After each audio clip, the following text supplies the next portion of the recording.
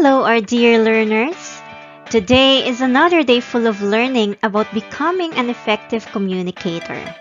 I am so glad to be part of your journey as you discover new lessons through additional instructional videos. But before that, let me remind all of you to like, share, subscribe, and click the notification bell for more videos. In this session, you will learn how to recognize how speakers and writers come up with strategies in sending their intended message. Let us learn today, starting in our lesson objective. Compare and contrast opinions with those presented in familiar text. But before that, let us have a short recap of our previous topic. What are the different genres of viewing material? The different genres of viewing material are movie trailers, documentaries, news flash, internet-based programs, and weather report. Great job, everyone! It gives me an impression that you really learned from our previous topic. So you're now ready to learn a new one.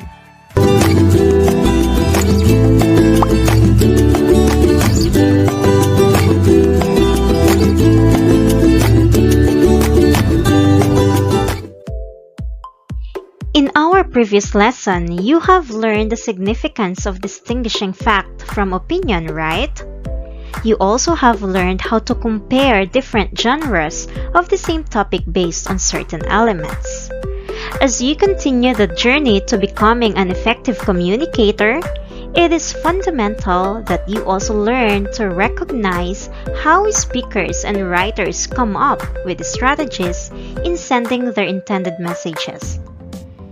Observing details on how they present facts and opinions will be beneficial on your part as you develop your own style in writing and speaking. In this lesson, you are expected to compare and contrast opinions with those presented in familiar text.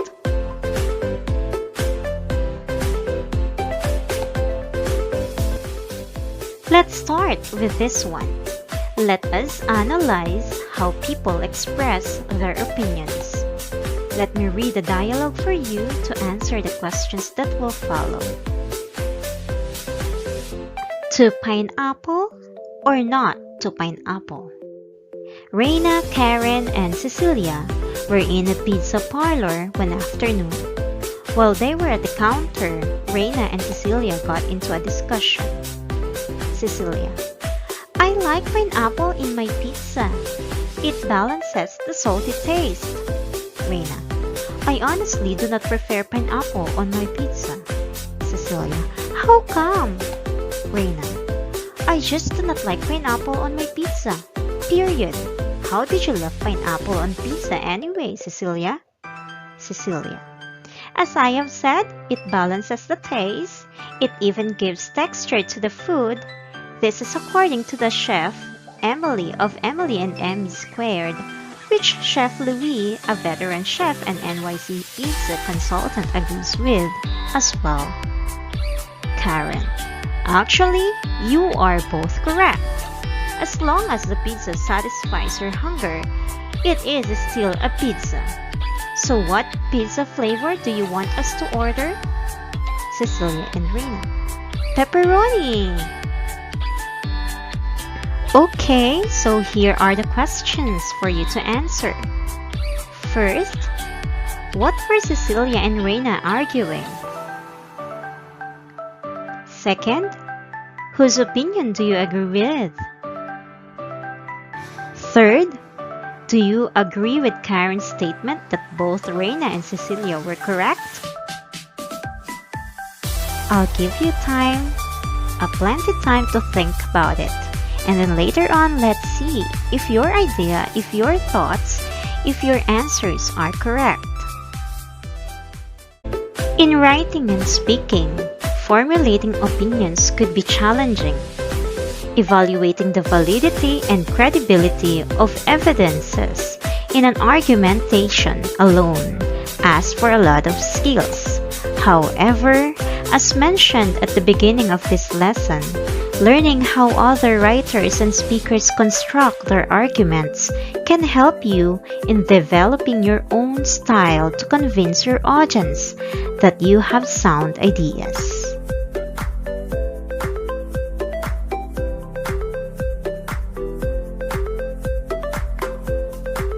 Learning how to compare and contrast others' ideas can help you to be critical and reflective on the kind of information you will feed yourself.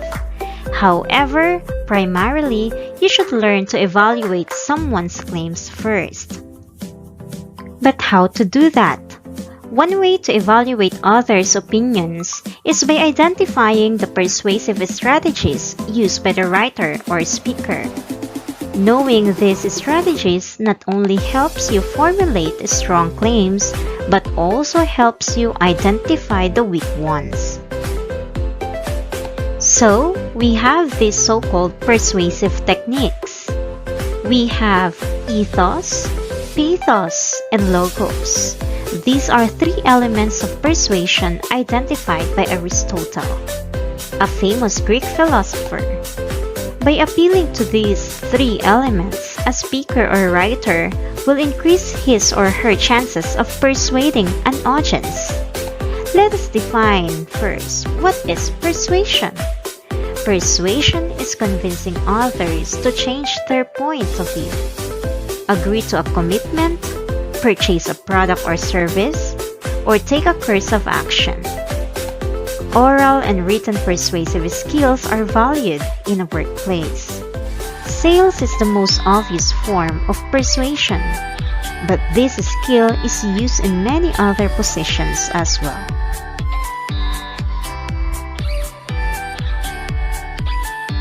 Once again, the three elements of persuasion, we have ethos, pathos, and logos. Ethos is an appeal to the writer's credibility, ethics, morals, and character. Logos, it is an appeal to logic and reason. Pathos, it is an appeal to the emotions of the audience. When you evaluate an appeal to logos, you consider an argument based on facts, evidence, and reason. Using logos means appealing to the reader's sense of what is logical. When you evaluate an appeal to ethos, you examine how successfully the writer or speaker appeals to the audience's sense of ethical behavior. The writer or speaker presents himself or herself to the audience as credible, trustworthy, honest, and ethical. Lastly, pathos. Pathos is making an appeal to emotions, making people feel that they have connection with the topic at hand, evokes certain emotions, beliefs, and values.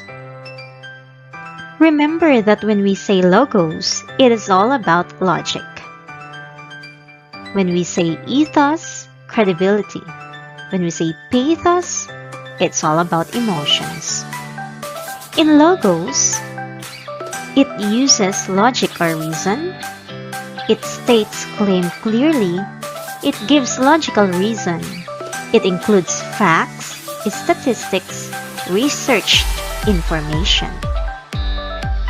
In ethos, it convinces the audience that she or he is credible, uses correct grammar, sounds as well-researched of a subject matter, maintains formality, and then lastly, pathos. It appeals to audiences' emotions, carefully chooses words, uses figurative language, draws emotional responses to the audience as anger, guilt, pity, etc.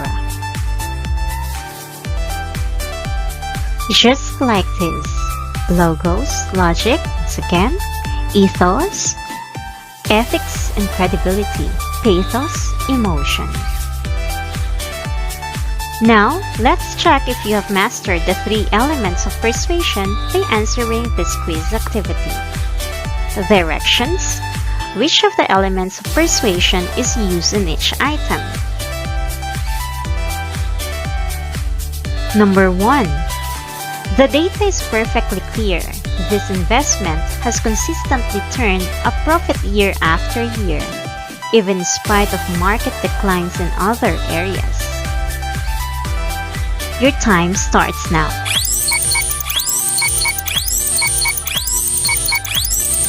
The correct answer is logos.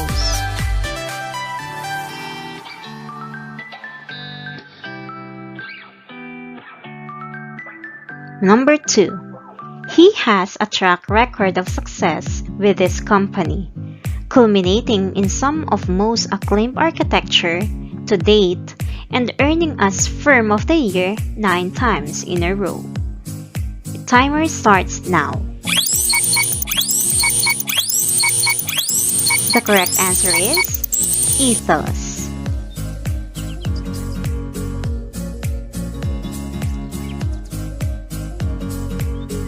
Number 3.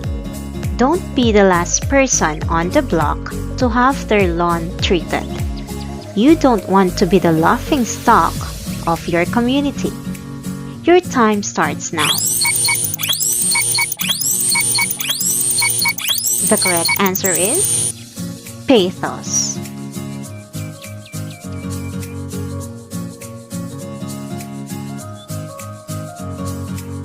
Number 4. Mr. Anderson is clearly the most qualified candidate for the open teaching position. He has a doctorate in elementary education, 25 years of teaching experience in public schools, and has been twice awarded for his innovative style and classroom management skills. Your timer starts now. The correct answer is Ethos.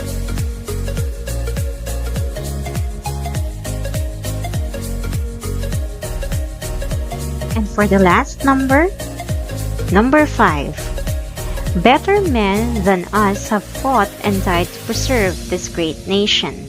Now is our turn to return the favor. For God and country, gentlemen. 5 seconds starts now. The correct answer is pathos.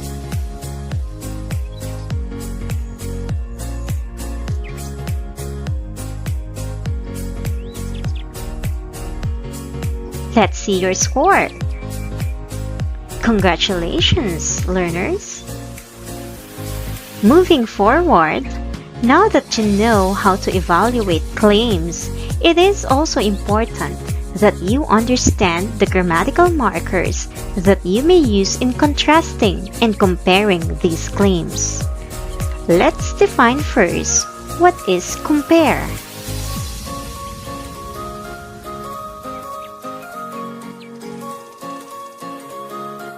Compare is telling what is same about 2 or more things.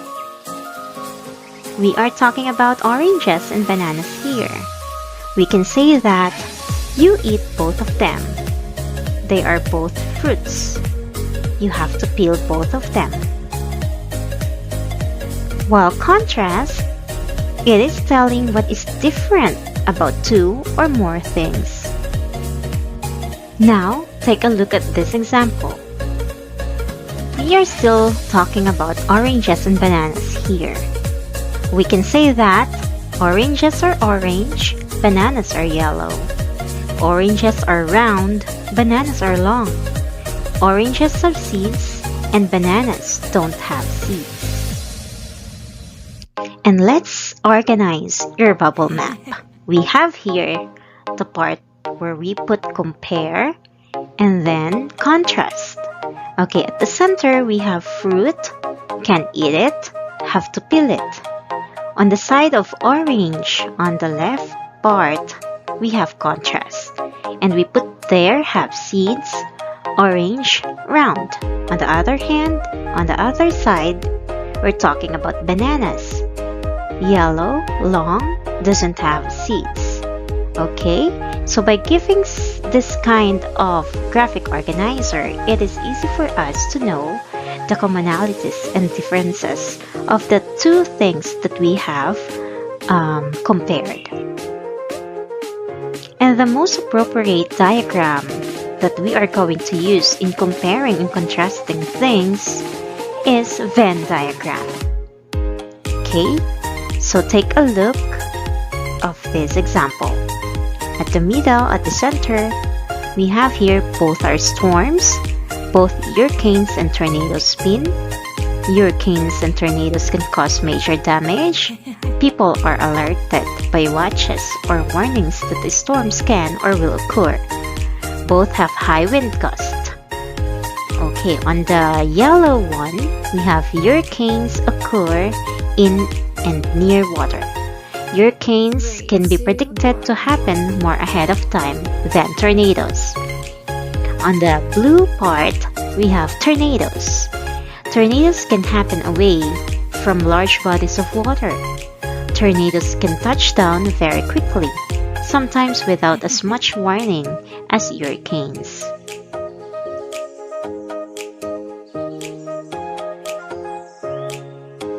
And we have here another example. This talks about cake and ice cream. So we have here their similarities. Both change from their initial liquid form in order to be consumed. Cake and ice cream are both served at certain special occasions. There are many different varieties and flavors of these desserts. Okay, and their difference at the yellow part for the cake. Cake is baked in an oven. People spend hundreds of dollars or pesos for the perfect cake for a wedding or any occasion. And for the ice cream melts easily when left at room temperature. Ice or a freezer must be used for ice cream to be prepared to eat.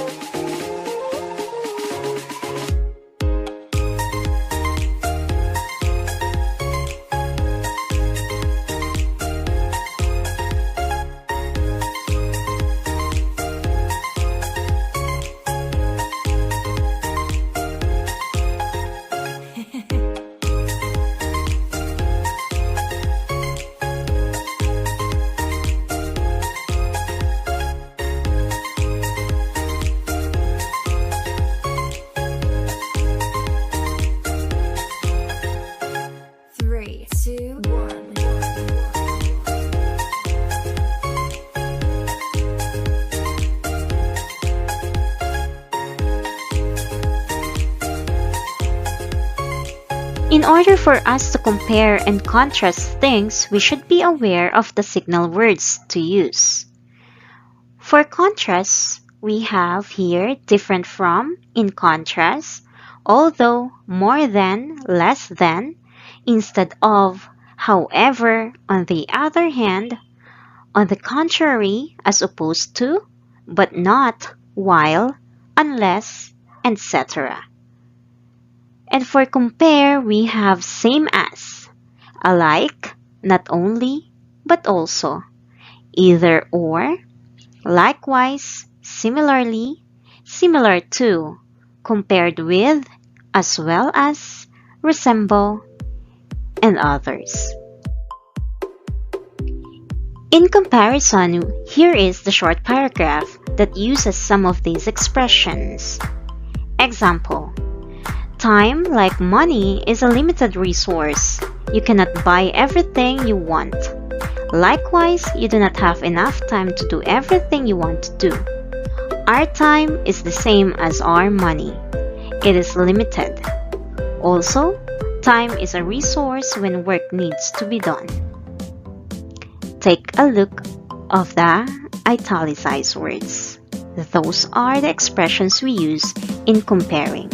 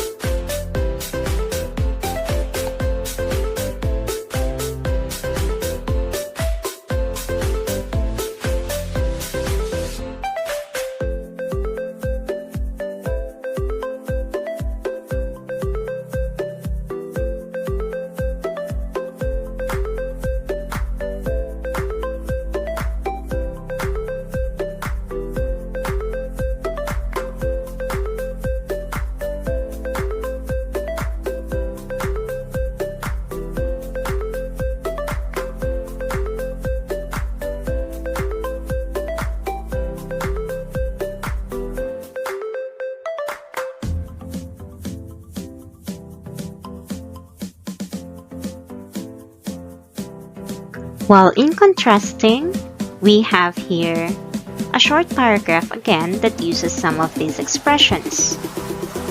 Unlike time or money, desire is an unlimited resource. Think about it. In contrast to money, which can run out, your desire for new experiences and ideas will never end. Whereas, there is never enough time to do everything you want. Your desire will always come up with something new and exciting.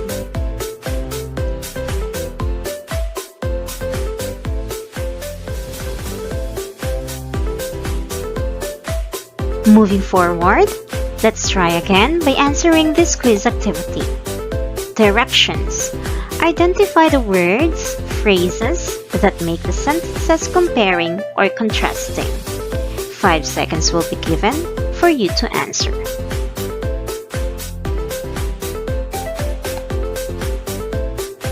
Number 1. Cinderella is kind, sweet, and charming, while her stepsisters are mean and cruel. What's your answer? Very good. The correct answer is while. Number 2. The 4th of July and Veterans Day are both U.S. holidays. However, the 4th of July celebrates our independence and Veterans Day celebrates military veterans. And the correct answer is however. Great job! Number 3. I have a pet dog and cat in my house. My dog, Spot, likes to chew on his bone, while my cat, Stripes, likes to sleep. 5 seconds. The correct answer is while. Good job! Number 4. Some people like to exercise indoors, whereas others prefer to exercise outdoors. 5 seconds.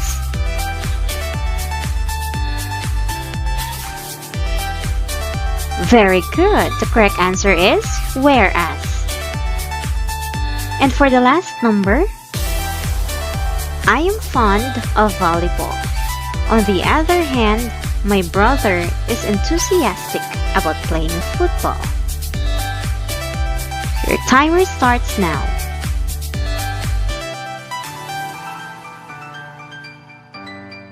The correct answer is on the other hand.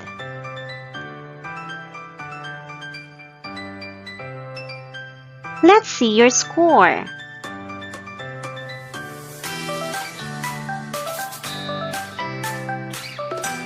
Wow! Hats off to you, dear learners. You are all doing awesome. I hope that you had fun while learning great lesson today.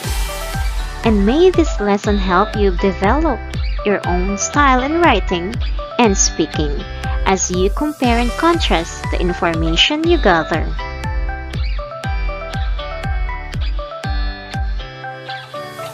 For more quiz activity and performance tasks, please approach your English teacher or visit your Google Classroom. And that ends our lesson for this day. Join me next time for more exciting and enjoyable video lessons. Only here in my channel, mamlorna.ph. Thank you!